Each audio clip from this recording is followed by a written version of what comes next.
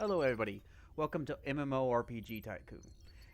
This will be a short little video of me just showing off what I've made so far in a save I'm on, because I am testing a alternative recording software. As my current one has a lot of limitations and bugs that are coming up later, uh, as it was Microsoft's provided Game Bar one, which isn't the best, but it's just what I had. I've heard OBS is pretty good, so I'm going to try that out. Let's go into Emperors of Aigle, which just translates to Emperor of Eagle. I just kind of went with what I thought would sound cool.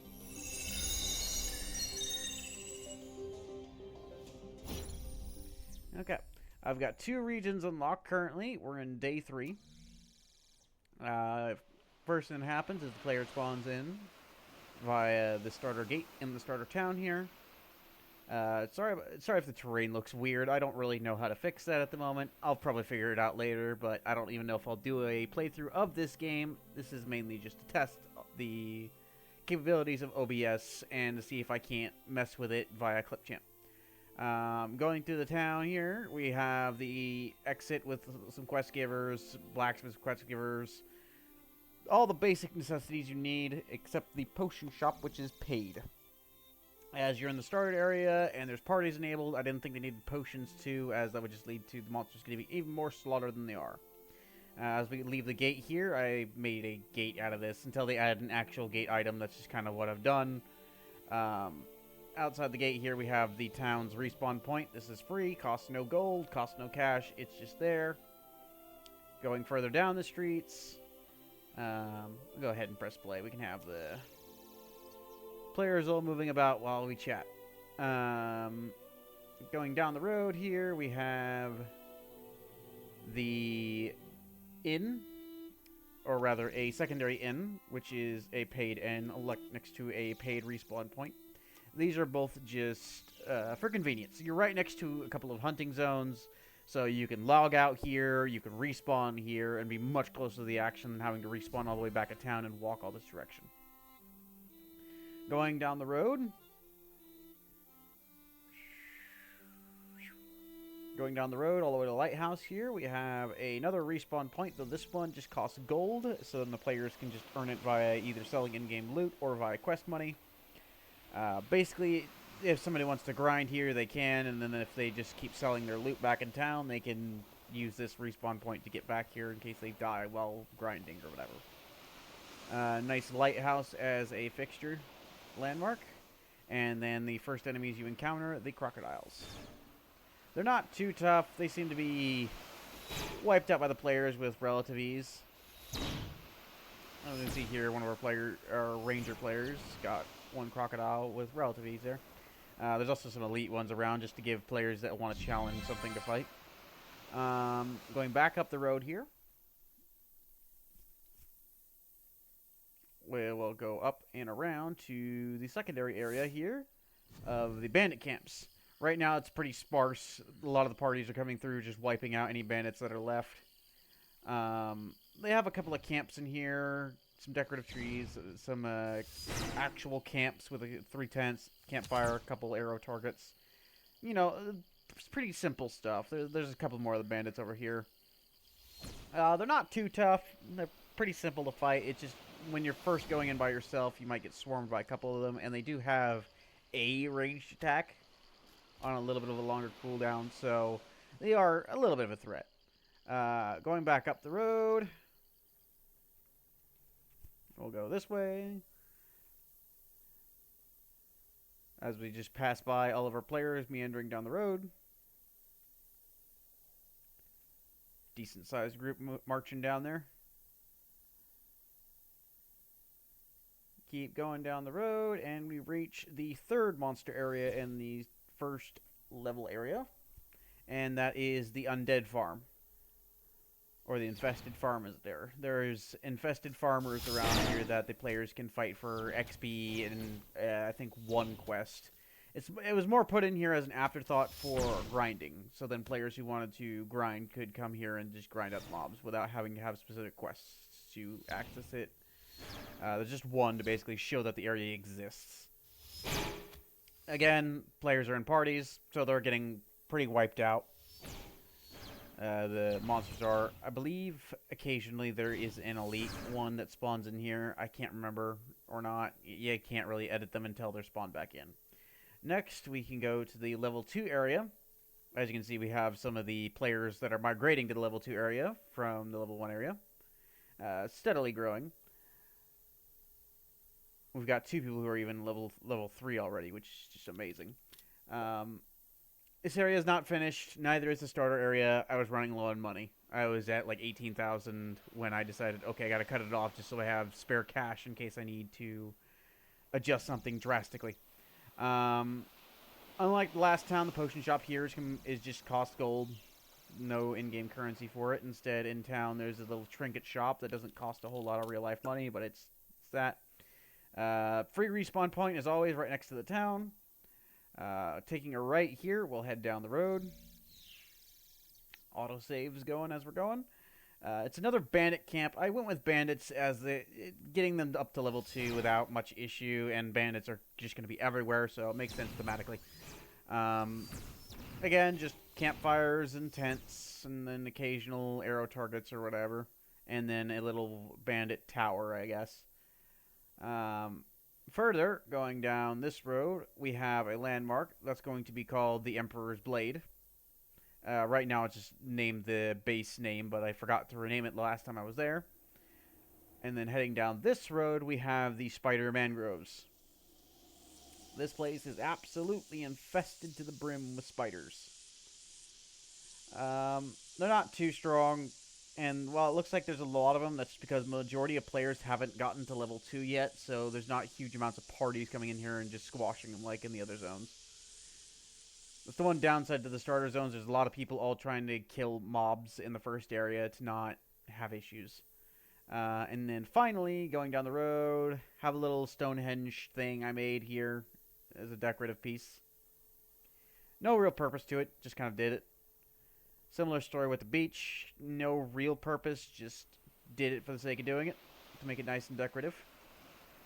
And then going down this way, we have another paid in, another paid respawn point. But the reason they are here and not, say, over there is because of this right here. This is a dungeon called the Legion's Catacomb.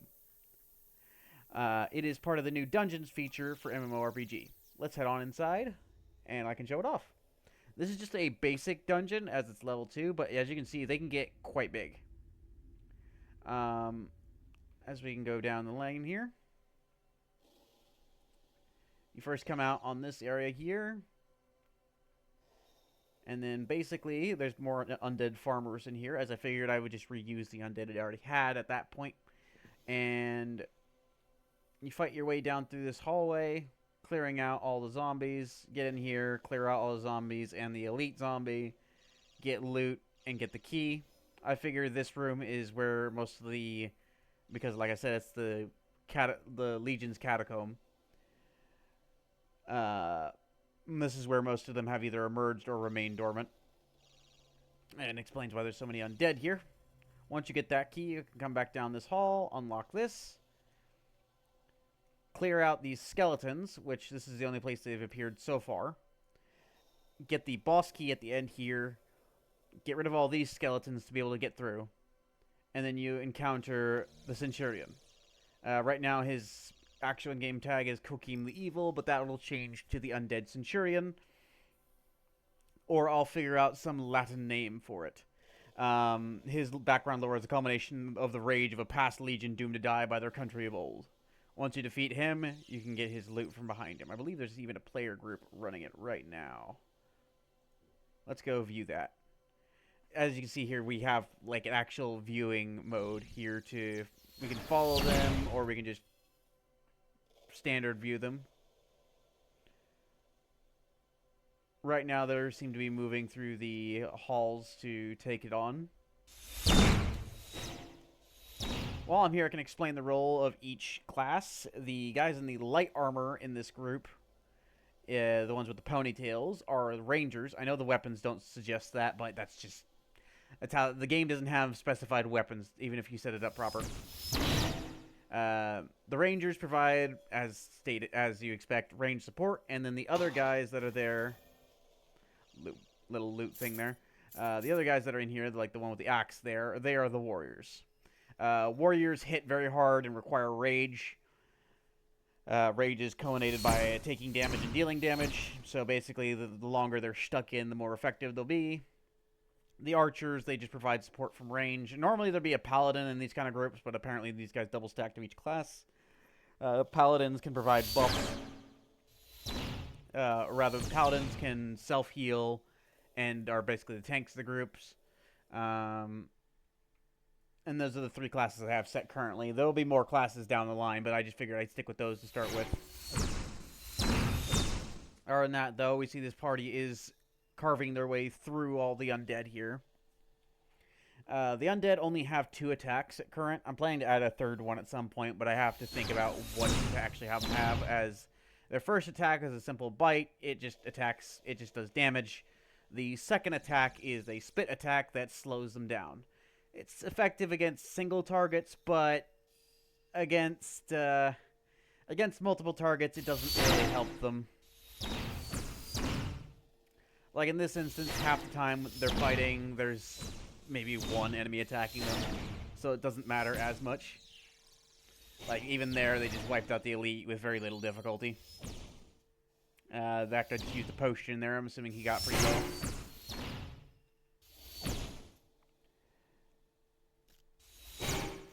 So they're moving to wipe out the last of the undead in this room. Or if not wiping out the undead, going for the loot, which, you know, that's to be expected. What player doesn't want to get loot? Items of rarity are more or less random in here. In those chests. They're just kind of secondary loot for players to get. They're not the main loot. Wiping out some more zombies. And I believe that's room cleared. There's still 1 zombie. I don't know if they'll go deal with him or whether they'll grab the key. As the AI doesn't always do what you expect it to do. Looks like they're going to grab the key. Looks like Chum Nub? Chumb. Got it? And then they wiped out the last zombie. Okay, they actually did do it. I was half expecting them just to ignore the last one and leave with the key. And here they go. Right now I only have 2 instances set up.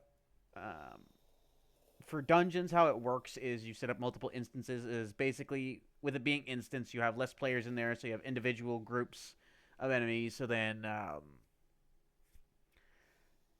you're not competing over loot, and there's not constant, like in the starter zones, there's just no ability to really do there's no real ability to guarantee you getting a bunch of kills because of how the spawns work. But in this instance, since it's instanced, all the mobs are just for this party, meaning this party can both level up and get all the loot for themselves without having to worry about someone else coming along and stealing kills or whatever. And now we can see them going to this gate.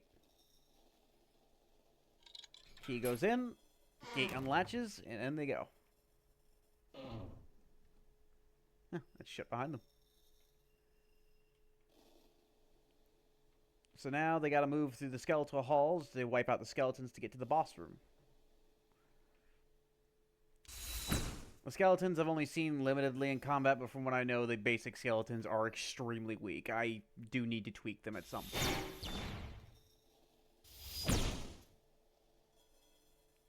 They're more or less a from the book mob. They don't have a whole lot of my personal touches to it.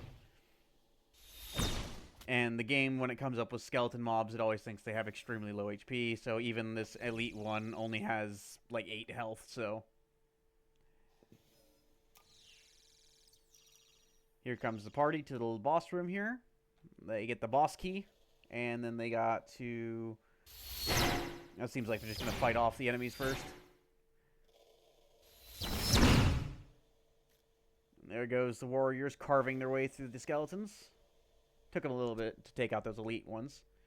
And now they should grab that boss key there and unlock the boss room.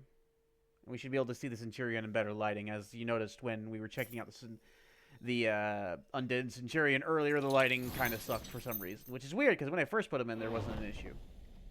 Oh, there's a couple of skeletons too, I guess. They must have gotten on the other side during the build because it's supposed to just be the Centurion in here. Now they're waiting to passive heal, and now they go to fight the last boss. That was interesting. I haven't seen that happen before. The door just shutting on them. Thinking I might need to do more lighting in this room. That might be the issue why you can't really see the Centurion that well.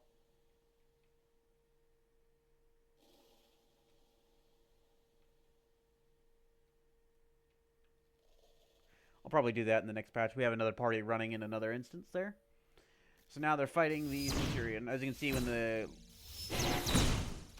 If I can pause it at the right time, he's actually wearing Legion plate, and he's set up like these other similar zombies. He's wearing black plate armor and wearing a light brown, or rather a burgundy red comb and skirt. He has multiple phases, which as you can see now, he's gone into phase 2. In which he uses the various abilities at his disposal. He actually managed to kill a player. It sucks for that player, but... Or to die right at the end, but the Centurion is meant to be a tough boss. Normally you have a Paladin who's supposed to be tanking, but they decided to double stack, so he seems to be spamming potions. It's well done on his part. I am going to scan it real quick, though, because he had a lot of potions. I guess he just saved up. That's the cheater scan, just to make sure, because he did do a lot of potions, which is fine. He probably had a decent amount of money to do so. Now they're picking up the loot they've earned from this adventure, as it were. Generally, they get money and vendor trash, and for this last one, they get a decent amount of money. And that's a dungeon run done by them. I wasn't expecting to show that one off, but back to the prototype. As you can see, the dungeons can get quite expansive. They can go all four of these corners here. So for the level 2 dungeon, it's a pretty simple one, but I'm also familiarizing myself with how the dungeons work. But yeah, anyway, this area it's pretty expansive. You can make some decent dungeons out of this. I don't know why it's so windy, but you know, I can work with it. That's kind of how I did for this first one. It's pretty windy, but it's workable windy. Other than that, though, this has been MMORPG Tycoon. If you guys want more details or want to see me actually do a full series on this game, do let me know in the comments. If not, let me know what other games you'd like to see me play. Like if you'd like to see a Return to Warband, or see other playthroughs of Battlefront Saga Edition, or just base Battlefront. I'll leave that up to your guys' discretion. Other than that, though, have a good day.